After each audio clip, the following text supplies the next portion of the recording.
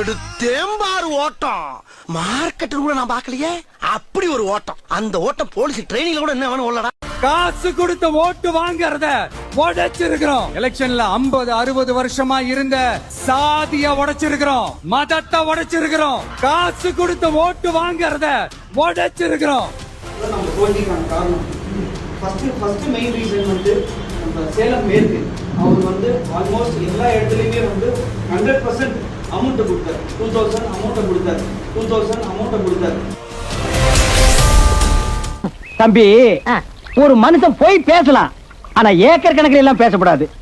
அது எப்படா நெஞ்சில கொஞ்சம் கூட ஈரம் இல்லாம இவ்வளவு பெரிய பொய்ய சொல்ற? சிட்டில கமிஷனரை மாத்தாம இங்க நியூட்ரலான ஒரு சட்டம் ஒழுங்கு உருவாக்க முடியாது. கொளத்தூர்ல கரூர் மாதிரி பண்ணணும்னு சொல்லிட்டு திரு கமிஷனர் அருண் அவர்கள் முற்பட்டாரு. அதனாலதான் போலீஸ் ஃப்ரீ ஜோன் ஆக்குனாங்க. சிட்டி கமிஷனர் அருண் அவர்களை உடனடியா மாத்த செய்யணும். முடிஞ்சா அவர் வந்து வேறு மாநிலத்துக்கு டெப்டேட் பண்ணி எலெக்ஷன் எங்க நடக்குது, கேரளாக்கோ இல்ல வேற எங்க மாநிலம் நடக்கோ, முடிஞ்சா அசாம் அமைச்சிருங்க அவரை. அப்பதான் கரெக்டா இருக்கும். அசாம்ல வந்து தூக்கி போட்டாதான் கரெக்டா இருக்கும். அந்த அளவுக்கு ஒரு நேர்மையற்ற ஒரு அதிகாரியா இங்க இருந்துகிட்டு இருக்காரு. திருப்பியும் கரூர் இன்சிடென்ட் சாம்பிட உருவாக்குச்சோ அதே மாதிரி திரு அருண் அவர்கள் கமிஷனர் அவர்கள் சென்னையில மக்களுடைய பாதுகாப்பை உறுதிப்படுத்தாம திருப்பி ஒரு சாம்பியன் நடந்து எங்க தலைவர் மேலையும் கட்சி மேலையும் உருவாக்க பாக்குறாரு. இது வறுமையா கணிக்கிறோம். லஞ்ச ஒழிப்புத்துறை இயக்குநராக அருண் நியமனம் செய்யப்பட்டிருக்கிறார். சென்னை மாநகர காவல்துறை ஆணையராக பணியாற்றியவர் அருண் தற்போது லஞ்ச ஒழிப்புத்துறை இயக்குநராக நியமனம் செய்யப்பட்டிருக்கிறார். எப்படி சார் நீங்க வாங்க வாங்க, ஏன் பயப்படுறீங்க? வாங்க, நான் அடிக்கல மாட்டேன். வாங்க. உதயநிதியோட முகத்துக்கு நேரா என் கையோடைய சுண்டு விரல் வச்சு காமிக்கிறேன். ஏங்க ஆள் காட்டி வரலங்க அது. இதுல வீரவசனம் சவால் வேற. அதோ ப்ரோ, நீங்க இருக்கிற ஹைட்டுக்கு கொஞ்சம் தடுக்கி விழுந்தீங்கன்னா அந்த கள்ளக்குறிச்சியில தண்ணிக்காண்டி மக்கள் போராடிட்டு இருக்காங்க. என்னன்னு கொஞ்சம் பாருங்களேன்.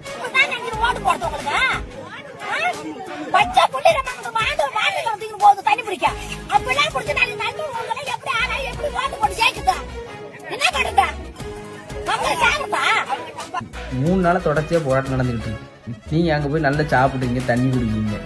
நீங்க சாப்பிட்டீங்களா, தண்ணி குடிச்சீங்களா? ஆனா அவங்க இன்னும் தண்ணி குடிக்கல.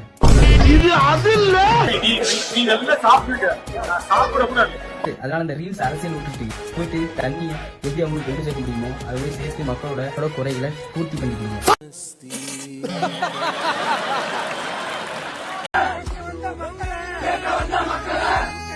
ஒரு ஊர்ல ஒயின் ஷாப் ஓபன் பண்ணியிருந்தாங்க. எப்பயுமே வந்து பாத்தீங்கன்னா ஆளுங்கட்சியை எதிர்த்து எதிர்கட்சி தான் வந்து ஒயின் ஷாப் மூட சொல்லி போராட்டம் பண்ணுவாங்க. ஆனா இங்க மாறா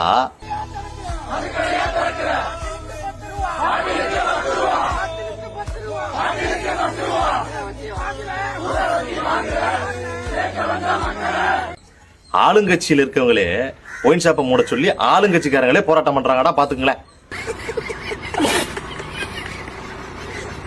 அறிவார்ந்த சமூகம், நல்ல அளவு ஓட்டு போட்டு உட்கார வச்சிருக்கீங்கடா.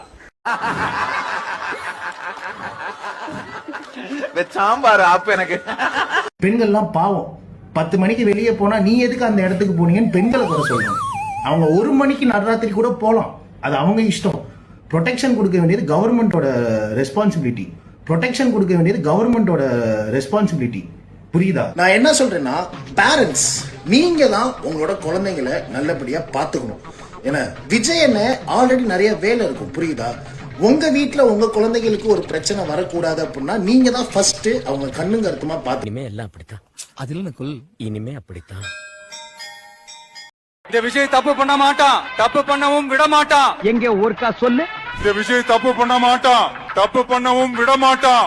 வங்கிக் கடனில் இருந்த நிலத்தை மீட்டு தருவதாக கூறி 72 லட்சம் ரூபாய் மோசடி செய்த புகாரில் தூத்துக்குடி மாவட்டம் ஏரல் நகர தமிழக வெற்றிக் கழக செயலாளர் ராஜா மற்றும் அவரது மனைவி பொன் தெய்வம் ஆகியோரை போலீசார் கைது செய்துள்ளனர். விஜய் மட்டும்தான் சாராய கடை அடைப்பேன்னு சொல்லியிருக்காரு. அதிமுக திமுக சொல்லல. விஜய் வந்து நம்ம மது ஒழிப்பேன்னு சொல்லியிருக்காரு. அதனாலதான் நாங்களே அவரு கூட நிக்கிறோம். பிராந்தி கடை ஒழிச்சு விட்டுருவோம். மது ஒழிச்சு விட்டுருவோம். நீ நம்ம ஆட்சி தான். இந்த கடைகளை மூடிட்டா பிரச்சனை சால்வ் ஆயிருமா அப்படின்னா நம்ம 4000 கடையை மூடிடலாமே. கடைகளை மூடுறதுனால தீர்வான்னு கேட்டா அது தீர்வு ஆயிருமா? சரி எனக்கு தெரியல, நீங்க எதாவது சொல்லுங்க. எல்லா கடையும் மூடிட்டா தீர்வா? என்ன ஆகும் எல்லா கடையும் மூடிட்டா? நீங்களே சொல்றீங்கல்ல, கள்ளச்சாராயம் உள்ள வந்துரும். பேக் அடிச்சிட்டான் பாத்தியா? நான் தான் சொன்னல பேக் அடிச்சிரானே. பேக் அடிச்சிட்டான் பாரு. இவன் தான் ரேவஸ்டீரியோட பயங்கரமா ஜம்ப் பண்ணக்கூடிய ஆள்ரா. இவனை போய் நம்பி கொண்டு வந்திருக்கியே. ஏய் இப்படி பல பேர் வாழ்க்கையை நாசப்படுத்திட்டீங்கடா. ஓகே போங்க பாரு. நல்லாவே இருக்க முடியாது. சரி போ. இந்த பாவம்லாம் உங்களுக்கு சும்மாவே விடாது. அப்ப எங்களுக்கு மட்டும் தானே எஸ்ஓபி போடுறீங்க, ஸ்டாலின் ஆபரேட்டிங் கல்ச்சர் போடுறீங்க. 5001வது ஆள் வந்துட்டா பாதுகாப்புக்கு நீங்க தான் பொறுப்புனா அப்ப நாங்க தான் முதலமைச்சரா? நாங்க தான் சர்க்காரா? ஆமாங்க, ராஜ்மோகன் சார் கரெக்டா தானே கேட்டிருக்காரு. மக்களை வந்து பார்க்கணும்னு துடிச்சிட்டு இருக்க தாவேகா வேட்பாளர்களும் விஜய் சாரையும் வந்து ஏன் டிஎம்கே வந்து வெறும் 5000 பேரை தான் பார்க்க முடியும்னு சொல்லி தடுத்திருக்காங்க. அவங்க பர்மிஷன் கொடுத்துருக்கணும். இது வந்து ஒரு தப்பான விஷயம்.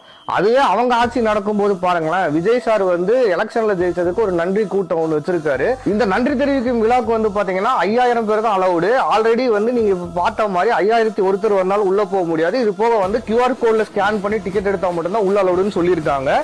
எப்பயுமே வந்து மக்களை தேடிதான் தலைவர்கள் போய் வந்து நன்றி தெரிவிப்பாங்க. ஒரு மாற்றத்துக்கோசரம் இவங்க என்ன மாற்ற அரசியல் பண்றாங்கன்னா, மக்கள் வந்து டிக்கெட் எடுத்து அங்க போய் நன்றி தெரிவிக்கிறத கேட்டுட்டு வரணும்னு பண்ணியிருக்காங்க. இது வந்து நிஜமாவே பாராட்டக்கூடிய ஒரு விஷயம் தான். அப்படி போட்டி போட்டு டிக்கெட் எடுத்துட்டு போன மக்கள்ல வந்து சில தற்கொலைக்கு என்ன பண்ணிருக்குன்னா, என்ன கேம் என்ன மேட்ச்னே தெரியாம அங்க போயிட்டு டிஎம்கேவை தப்பு சொல்லிட்டு இருக்காங்க உள்ள.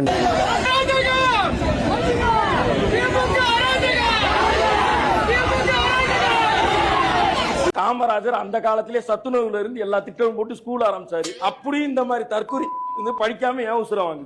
இந்த நேரத்துல எப்ப வராரு மாண்பு முதலமைச்சர் என்பது எல்லாமே விவரமா உங்களுக்கு அறிவிக்கப்படும் என்பது தெரிவிச்சு. தமிழ்நாட்டில் சட்ட ஒழுங்கு சொல்லிருக்காங்க. தொடர்ந்து குற்றச்சாட்டுறாங்க சார். 3 பேர் வந்தாவே சமாளிக்க முடியாது. இப்ப 300 பேர்த்த கோர்த்து விட்டு போயிட்டாரு.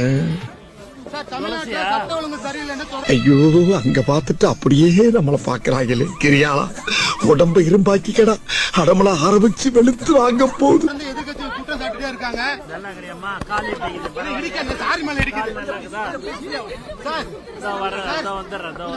ஹலோ, நேத்து அடிக்க வர நீங்க வரவே இல்ல. தமிழ்நாட்டில் சட்ட ஒழுங்கு எதிர சொல்ற நேத்து நான் ஒரு இன்ஸ்டாகிராமுடைய வீடியோ பார்த்தேன், சமூக வலைதளங்களில் போயிட்டு இருக்கு. அந்த பொண்ணு வந்து ஒரு குழந்தை கையில் வச்சுக்கிட்டு ரெட் ஹில்ஸ் பக்கத்தில் வந்து கரண்டே இல்லை, பாப்பா வந்து தூங்கவே இல்லை அப்படின்னு சொல்லி பைக் எடுத்துட்டு போய் இது மாதிரி தொடர்ச்சியா இது மாதிரி தான் நடந்துகிட்டு இருக்கு, கரண்ட் வர்றது இல்லை அப்படின்னு சொல்லி நைட்டு 1 மணிக்கு 2 மணிக்கு வீடியோ போட்டுருக்கு. அதே பொண்ணு 1 மாசத்துக்கு முன்னாடி விஜய் கூட்டத்துக்கு போய் விஜய் வந்து இப்படி ஹார்ட்டை பிச்சு இப்படி எரியுறாப்ல. அப்படி ஹார்ட்டை பிச்சு எரியும் போது அப்படி கேட்ச் பிடிச்சு உள்ள வைக்குது.